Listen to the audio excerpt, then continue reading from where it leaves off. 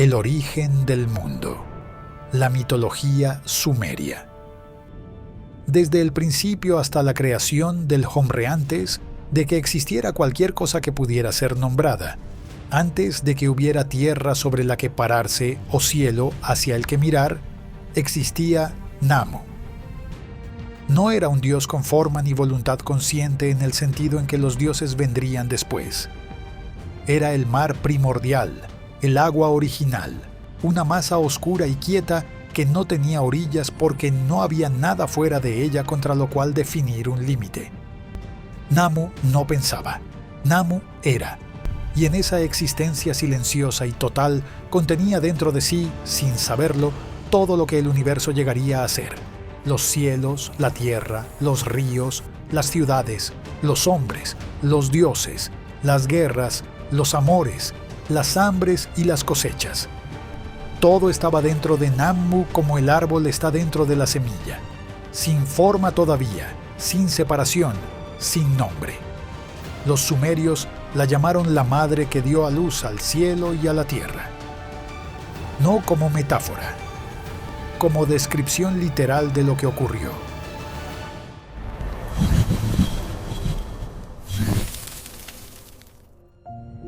De Namu emergieron dos presencias que al principio eran una sola: An, el cielo, y Ki, la tierra. No eran dos seres separados, sino una montaña cósmica única, una masa primordial donde el cielo y la tierra existían fundidos sin distinción posible, sin espacio entre ellos, sin luz que pudiera colarse por ninguna grieta. Los sumerios llamaron a esta montaña primordial Anki, la unión de An y Ki, y de ella venía toda la potencialidad del universo, comprimida y sin posibilidad de manifestarse porque no había espacio donde hacerlo. El universo existía, pero no podía ocurrir nada dentro de él. Era una semilla que no había germinado porque no tenía tierra donde plantarse. Lo que cambió todo fue Enlil. De la unión de An y Kai nació Enlil, el señor del aire, el señor del viento, y su primer acto al existir fue el más fundamental que cualquier ser ha realizado en la historia del cosmos. Separó a su padre de su madre. Empujó a An hacia arriba con toda la fuerza del viento primordial, y aquí hacia abajo con el peso del aire comprimiéndose contra la tierra. Entre ellos quedó un espacio que no había existido antes. Un espacio vacío, enorme, donde el aire podía moverse y la luz podía propagarse, y los seres podían existir sin estar fundidos con todo lo demás. Ese espacio era el universo tal como los seres vivos lo conocerían para siempre. Cielo arriba, tierra abajo, aire en el medio. Enlil no creó el cosmos desde la nada. Lo abrió, lo separó. Lo hizo habitable con el mismo gesto con que se abre una fruta para acceder a lo que contiene. An se elevó hacia las alturas y desde allí gobernó el firmamento. Era el padre de todos los dioses, el cielo mismo en forma de voluntad divina, y su sola presencia en lo alto garantizaba el orden fundamental del universo. Pero An gobernaba desde la distancia. Era la autoridad suprema, el nombre que se invocaba primero en cualquier lista de dioses, el que daba legitimidad a cualquier decreto divino. Lo que An no hacía era intervenir directamente en el mundo de abajo. Para eso estaban sus hijos. Ki, la tierra, quedó abajo y se convirtió en Ninhursag, la gran madre, la señora de la montaña sagrada, la que haría posible toda forma de vida sobre su superficie. Los sumerios la llamaron con muchos nombres a lo largo de los siglos porque era demasiado fundamental para un solo nombre.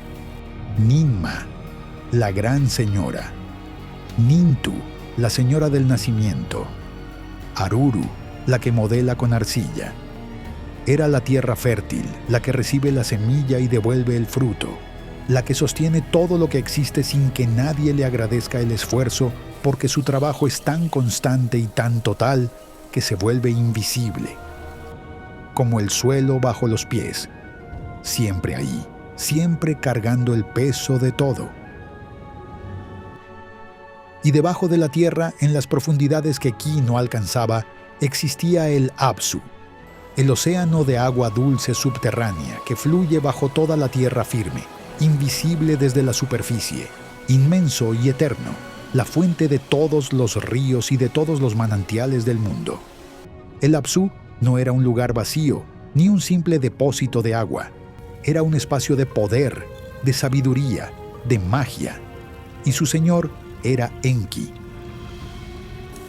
Enki era el hijo de An y el señor del Apsu, el dios de la sabiduría, del agua dulce, de la magia y de la artesanía.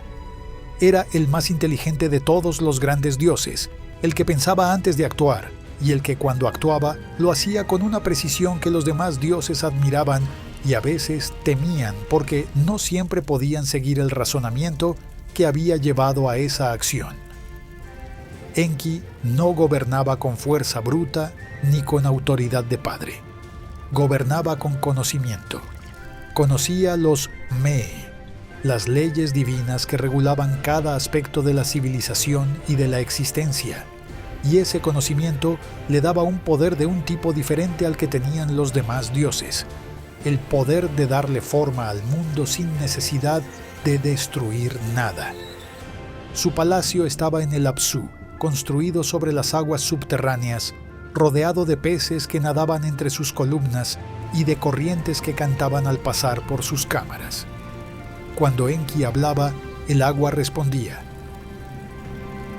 Junto a estos tres, Enlil, señor del aire, An, señor del cielo, Enki, señor del Apsu, existía Nana, el dios luna, que recorría el cielo nocturno en su barca de luz y medía el tiempo con sus ciclos, y Utu, el dios sol, que cruzaba el firmamento de oriente a occidente cada día, viendo todo lo que ocurría sobre la tierra desde su posición elevada y siendo por eso el dios de la justicia, porque nada podía ocultarse de quien lo ve todo desde arriba.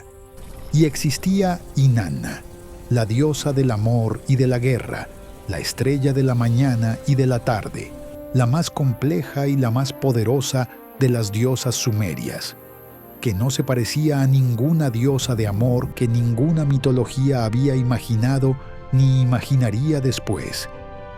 Inanna amaba con la intensidad de una tormenta y hacía la guerra con la misma intensidad con que amaba, sin distinción entre los dos impulsos, porque para ella eran el mismo. Pero la historia de Inanna es la más grande de todas las historias sumerias y merece el espacio que le corresponde.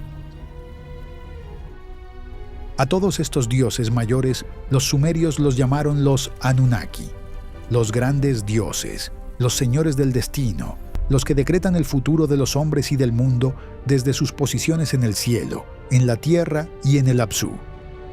Los Anunnaki no eran una jerarquía perfecta ni un consejo armónico.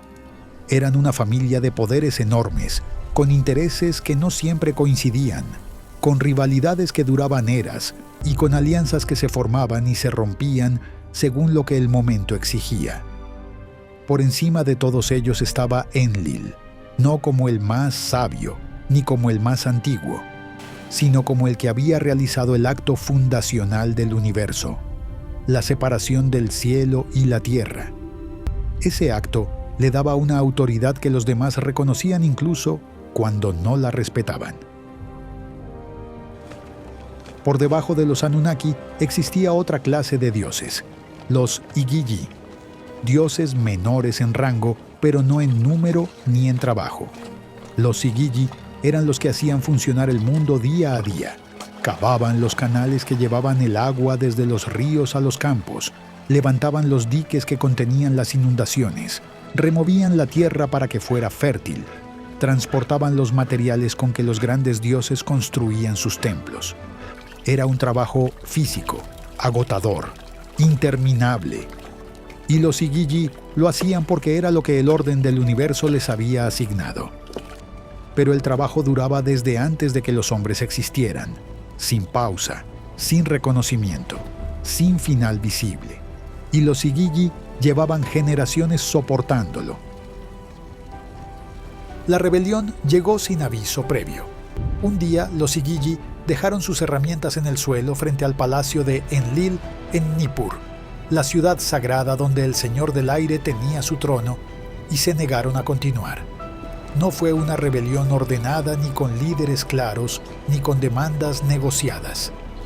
Fue el agotamiento colectivo de miles de dioses que simplemente llegaron al límite al mismo tiempo y quemaron sus herramientas frente a las puertas del palacio en un gesto que no admitía malinterpretación.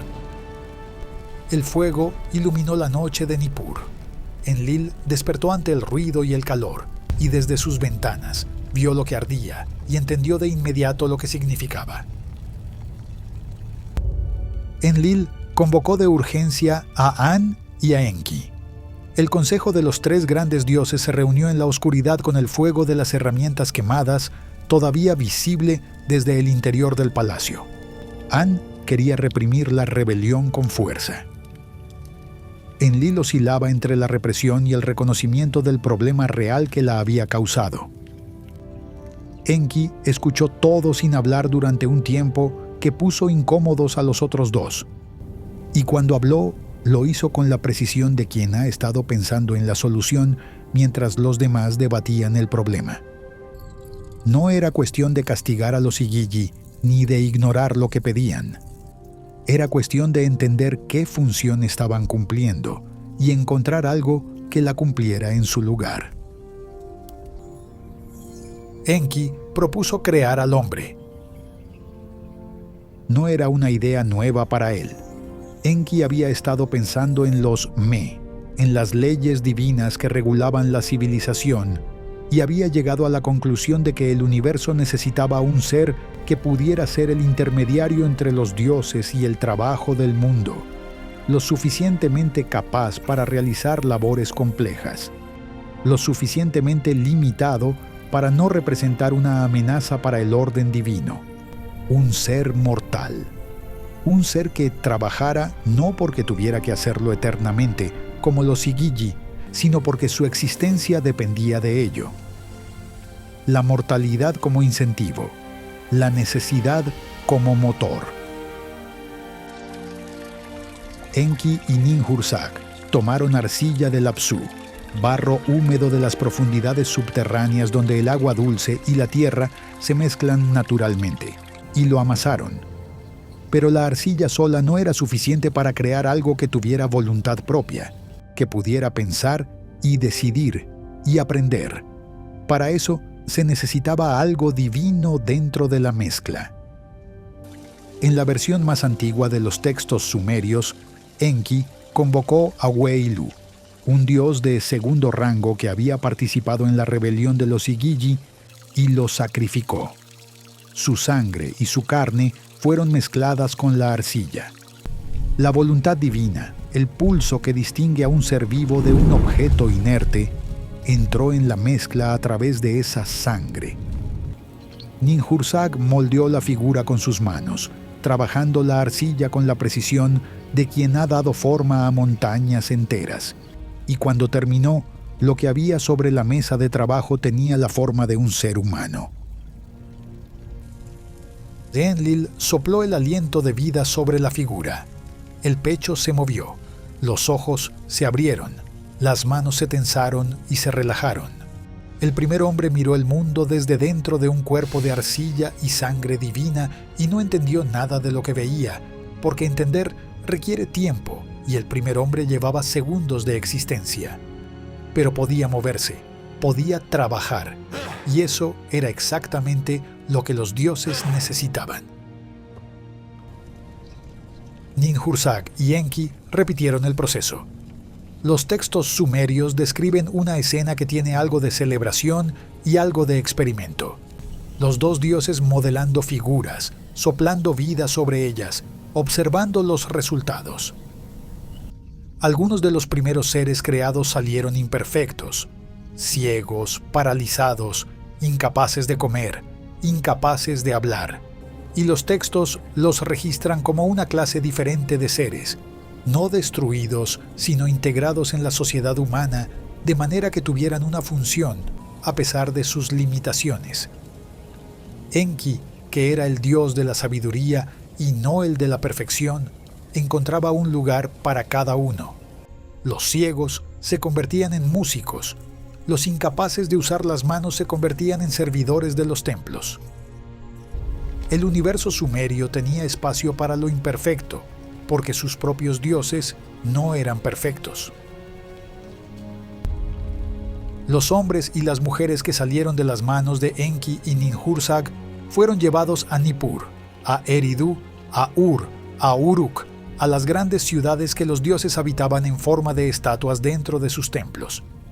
Los hombres cavaron los canales que los Igigi habían abandonado, construyeron los diques, trabajaron la tierra, prepararon las ofrendas de comida y bebida que los dioses recibían cada día en sus templos. Los Igigi quedaron libres del trabajo físico y ascendieron a una posición de supervisión. Dioses que observaban el trabajo de los hombres desde sus posiciones intermedias entre los Anunnaki y la Tierra. El orden que Enki había propuesto funcionaba. Pero los hombres no eran simplemente herramientas. Tenían la sangre de un dios en su interior y esa sangre hacía que pensaran, que sintieran, que desearan cosas que iban más allá de la siguiente tarea asignada. Para ordenar esos deseos, para darle estructura a la existencia humana, Enki custodió los Me, las leyes divinas que regulaban todo lo que hace que una civilización sea una civilización. Los Me no eran mandamientos morales ni instrucciones de comportamiento. Eran los principios fundamentales de la existencia organizada: el sacerdocio, la realeza, la guerra, la paz, el descenso al inframundo, el ascenso desde él, la mentira, la verdad, el arte de la forja, la música, la escritura, el lamento, la alegría. Todo lo que los seres vivos pueden hacer o experimentar tenía su Me correspondiente, su principio divino que lo regulaba y le daba forma. Enki los guardaba en el Apsu, como un archivista guarda los documentos más importantes de un reino, con cuidado absoluto y con la conciencia de que sin ellos todo lo demás se desmoronaría. Las ciudades crecieron alrededor de los templos. Cada ciudad sumeria tenía un dios que la gobernaba como señor propietario. Nippur pertenecía a Enlil, Eridu a Enki, Ur a Nana, Uruk a Inanna, Sipar a Utu. El rey de cada ciudad no era el propietario de su territorio, sino el administrador del dios que lo habitaba, su representante ante los hombres, el encargado de que las ofrendas llegaran, de que los canales se mantuvieran, de que la justicia funcionara según los principios que Utu observaba desde el cielo. El rey gobernaba porque los dioses se lo permitían, y dejaba de gobernar cuando los dioses retiraban su favor. La realeza no era un derecho hereditario inmutable. Era una responsabilidad que el cielo otorgaba y el cielo podía retirar. Los sumerios entendían su lugar en el universo con una claridad que ninguna otra civilización de su época igualó. Habían sido creados para trabajar en lugar de los dioses. Eso no los hacía inferiores en el sentido moral de la palabra. Los hacía necesarios, y en esa necesidad encontraban su dignidad. Los dioses no podían prescindir de ellos. Los necesitaban para que los templos funcionaran, para que la tierra produciera, para que los ríos fluyeran por los canales correctos. Era una relación de dependencia mutua que los sumerios reconocían en sus textos con una honestidad que sorprende. Servimos a los dioses porque así fue diseñado el universo, y los dioses nos necesitan tanto como nosotros los necesitamos a ellos, aunque ninguno de los dos lados lo admita de la misma manera. Lo que los textos cuneiformes recuperados de Nippur, Eridu y Ur documentan con una consistencia que atraviesa siglos es que la mitología sumeria no fue construida como consuelo ni como explicación tranquilizadora del mundo. Fue construida como un mapa de por qué las cosas son como son. ¿Por qué el trabajo es difícil? ¿Por qué los dioses a veces parecen indiferentes? ¿Por qué la civilización requiere esfuerzo constante para no deshacerse? ¿Por qué el agua dulce viene de abajo y la luz viene de arriba? Los sumerios no buscaban un universo benevolente, buscaban un universo comprensible. Y lo que encontraron fue esto: un cosmos creado por la separación, sostenido por el trabajo y gobernado por dioses que tienen sus propios problemas, sus propias rivalidades y sus propios límites. Un universo que se parece en más de un aspecto al mundo que los hombres construyeron dentro de él.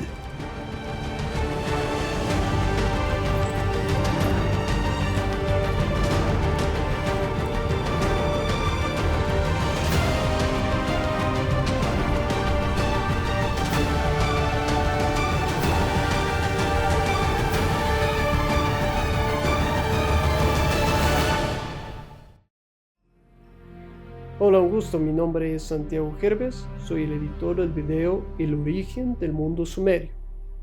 Como pudimos ver, una gran historia, la cual nos permite conocer cómo se creó el mundo, sus dioses, según la historia y mitología de esta gran civilización.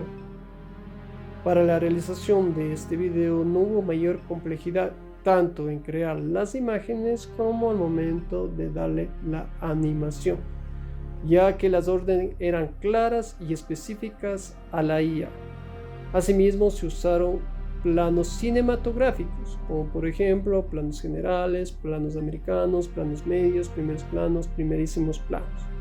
La música asimismo conforme a lo que se estaba contando dentro de la historia. Es un gusto, espero que le den like, compartan, comenten y se suscriban para más videos en historia y mitología. Hasta una próxima oportunidad.